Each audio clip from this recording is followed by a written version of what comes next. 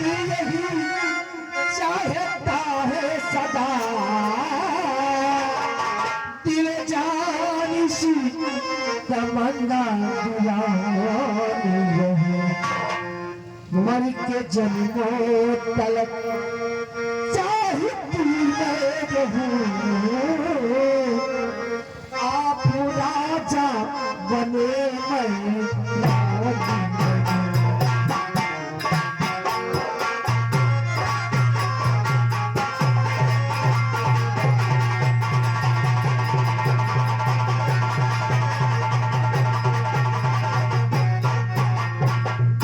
मर के जन्मों तलक चाहती मैं रहूं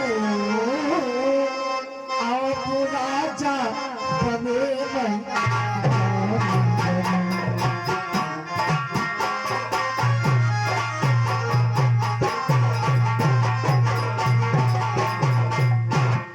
स्वामी आज कितनी खुशी के बात है और इस हवेली में आज खुशी ही खुशी डगमगा रही है। पिंगला, वैसे तो मेरे पास कई रानियां हैं, लेकिन तुम जानती हो मैं उन सब रानियों से तुमसे ज्यादा बहुत प्रेम करता हूँ। सच में? जी पिंगला।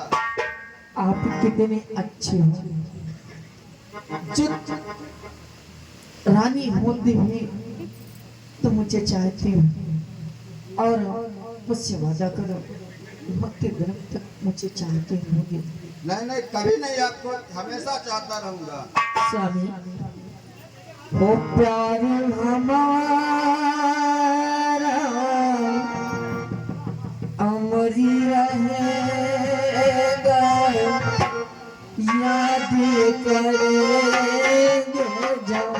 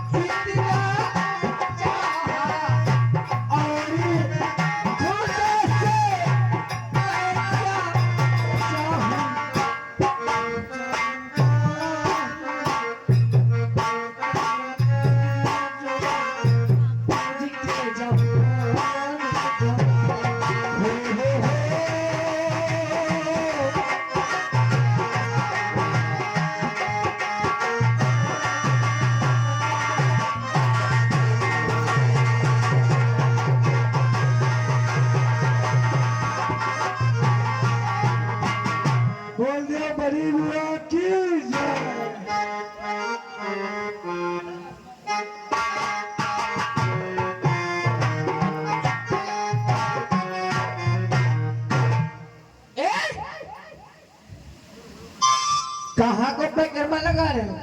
बड़े बाबा का। बड़े बाबा का इस वक्त एक लोग से पूछन भी आपको दवा धाम जाना है, कहीं यहाँ रास्ता पकड़ लियो चले जाओ। सीधे बस अपनी देर चले आओ। आपको ये सीधी डगर दिखाई दिया ये रोड दिख रही थी, हम इसी में चले गए। और आपको कुछ दिखाई नहीं दिया? कुछ नहीं दिखाई। सही बताना।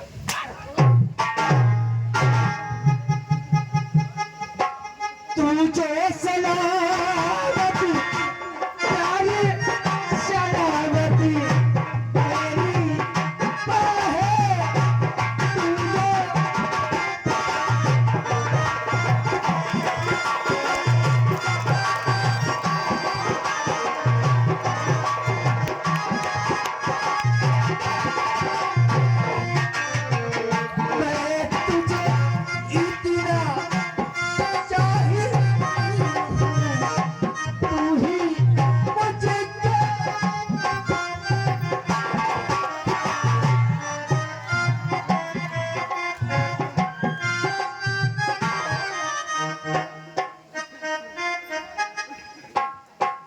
महारानी जी, भूख ला खाना दे दियो।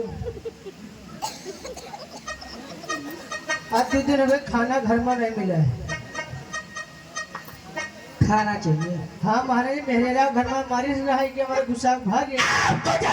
शांत होने होना चाहिए कि दरबार में सिर्फ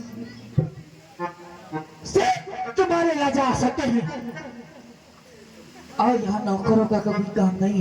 लेकिन महारानी जी, हम जब देखा गेट खुला रहा तो हम चले गए। महाराज जी अंदर जो खाना तो मिल ही नहीं जाएगा। क्या यहाँ नौकर मर गए हैं? नौकर सब छुट्टी पे है।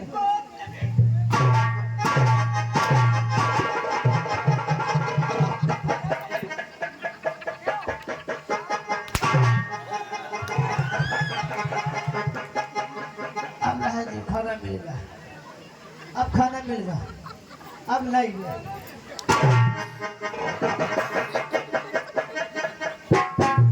तुम्हारी वजह से आज मेरे सरताज के ताज गिर गए। हेलो, देखिए इधर महाराज और महारानी आपस में एक दूसरे से बातें कर रहे हैं और इसके पश्चात वो अपने महल में विश्राम करने के लिए जाते हैं और देखिए उसी में रहना था तो क्या होता है। मैं तो तुमको इतना चाहा और धोखा से हम क्या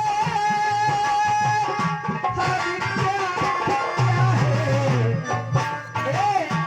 बामुआ का तुझसे जीता रामू बाबा का तुझसे ही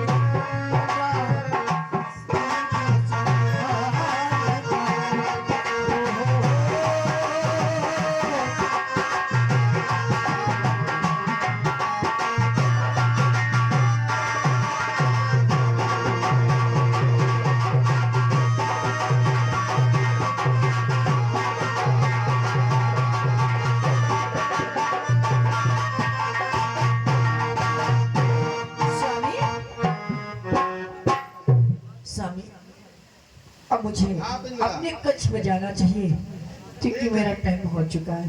ठीक है पिंगला, अब चलो हम लोग आराम करते हैं। ए, ठीक है, चलिए। जल्दी आना। देखिए महाराज विश्राम के लिए चले जाते हैं और उसी के पश्चात गोरखनाथ वहां पहुंचते हुए देखिए क्या होता है।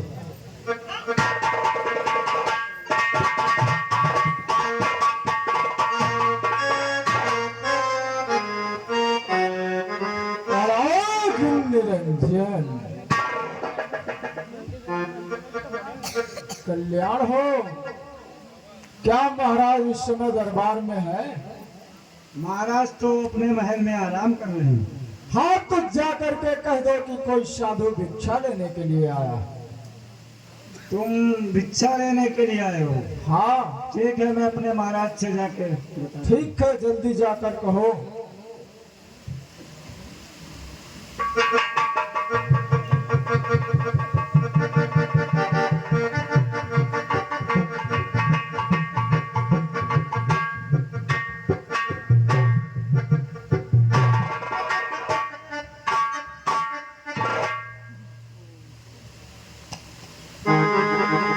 स्वामी, मुझे ऐसा लग रहा कि हमारे दरबार के बाहर कोई भिक्षा लेने के लिए आया है। अच्छा, महाराज। कहो द्वारपाल।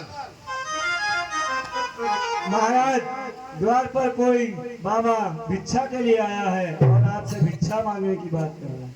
भिक्षा मांगने आया है? हाँ महाराज। अच्छा, चलो देखते हैं। वो आपके हाथ से ही भिक्षा लेगा महाराज। अच्छा, हमारे हाथ से लेगा? हाँ महाराज। चलो ठीक है, अब मैं रानी से पूछ करके देखता हूँ। ठीक है महाराज।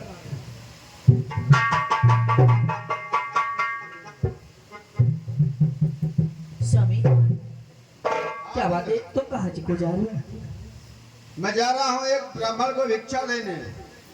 ब्राह्मण को भिक्षा देने? और आप देखो, ये दरबार में इतने नौकर और इतने दासी किसी लिए रखा गया है। ऐसा करो स्वामी, भिक्षा ही देना है तो किसी नौकर के हाथे भिजवा दो। चलो ठीक है, हम तुम्हारा कहना मान लेते हैं।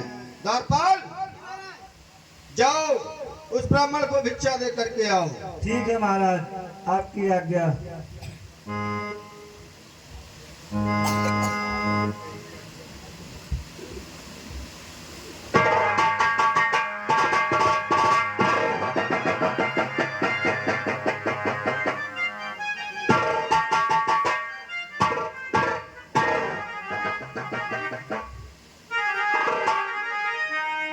महाराज को अपनी पत्नी की इतनी ज्यादा आसक्ति है कि उनको ये भी नहीं पता कि द्वार पर संत आया हुआ है और संत गोरखनाथ द्वार पर खड़े हैं। और देखिए उनका जब नौकर भिक्षा लेकर के पहुंचता है तो क्या बातचीत होती है।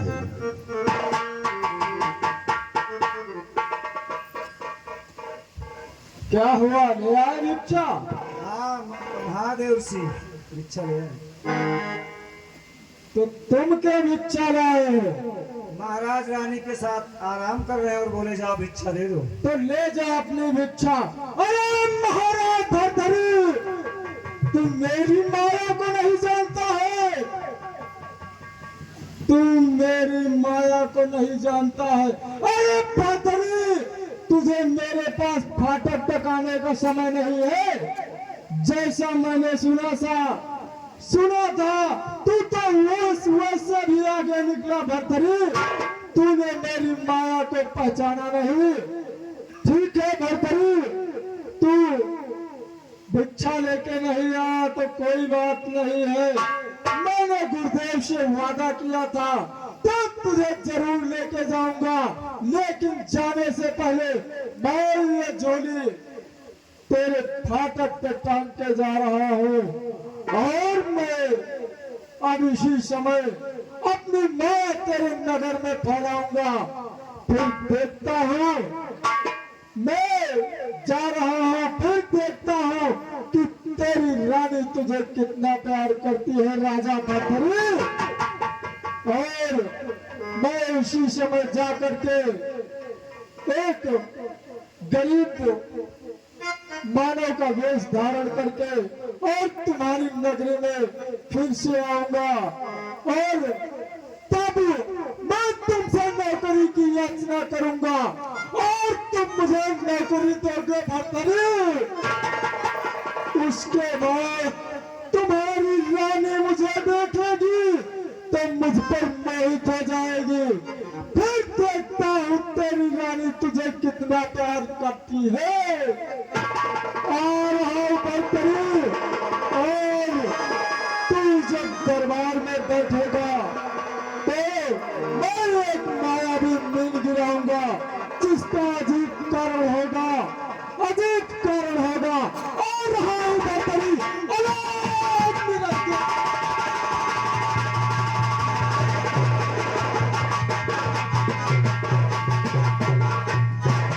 गोरखनाथ नाराज हो जाते हैं और वो अपनी झोली वहीं टांग देते हैं।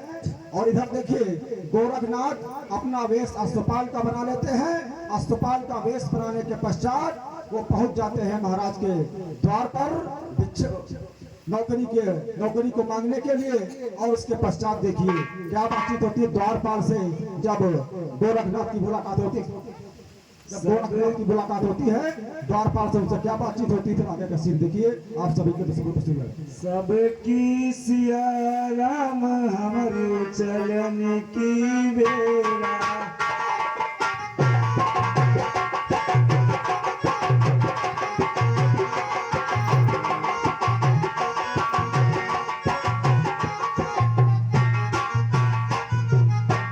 सबकी सिया राम हमारे चलन की बेला।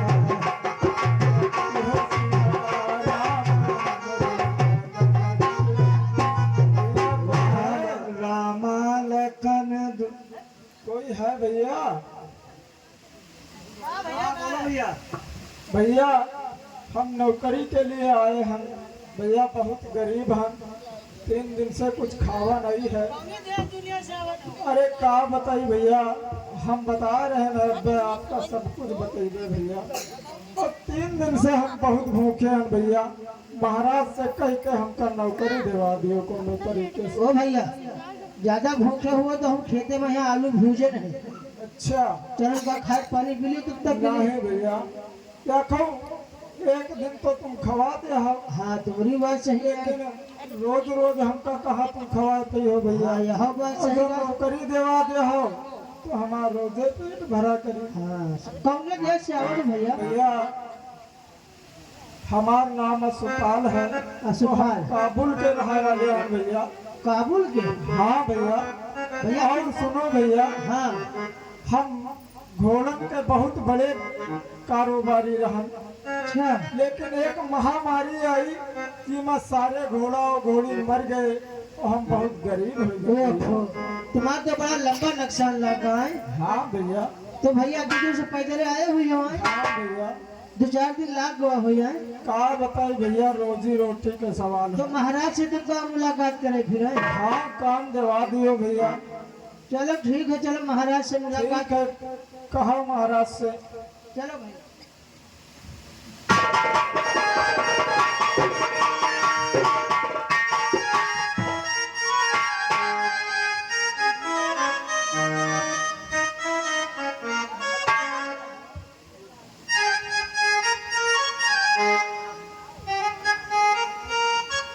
महाराज